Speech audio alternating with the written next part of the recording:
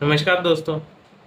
दोस्तों, क्या आप लोग अपनी फैमिली को किसी भी अनहोनी से बचाना चाहते हैं?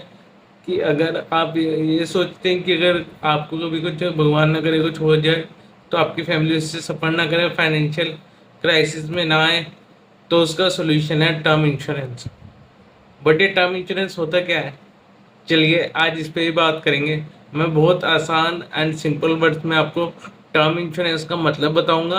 एंड मैं आपको ये बताऊंगा इस वीडियो में कि आपको टर्म इंश्योरेंस लेते हुए क्या क्या चीज़ें ध्यान में रखनी चाहिए। तो स्टार्ट करते हैं। दोस्तों, टर्म इंश्योरेंस क्या होता है एक एग्जांपल से समझते हैं। मान लीजिए एक 30 साल का बंदा है रमेश। उसकी एज 30 साल है, उसने 50 साल का टर्म इंश्योरेंस लिया, यानी कि जब तक उसकी एज 80 साल की होगी तब तक उसकी कवरेज रहेगी। अब होगा क्या, उसने 1 करोड़ का सम इंश्योर्ड लिया। अगर उसको ड्यू टू एनी रीज़न किसी भी तरीके से उसकी मृत्यु हो जाती है, किसी भी रीज़न से, तो इंश्योरेंस कंपनी उसको 1 करोड़, उसके नॉमिनी को 1 करोड़ रुपए दे देगी। इसको कहते हैं टर्म इंश्योरेंस।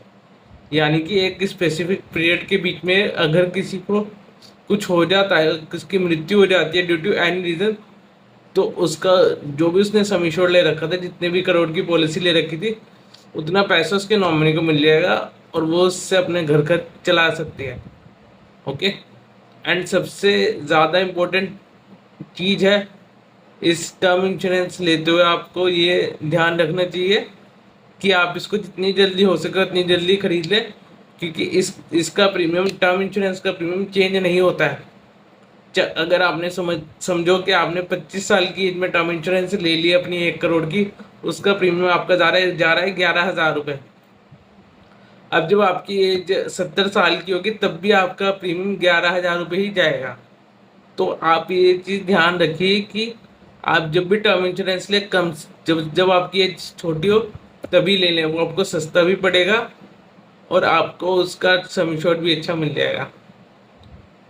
तो अगर आपको मेरी इन्फॉर्मेशन काम की लगी हो तो मेरा चैनल सब्सक्राइब कर दीजिए, वीडियो को लाइक कर दीजिए एंड कमेंट ज़रूर करिएगा। एंड मैं आपसे अगली वीडियो मिलता हूँ, तब तक के लिए नमस्कार।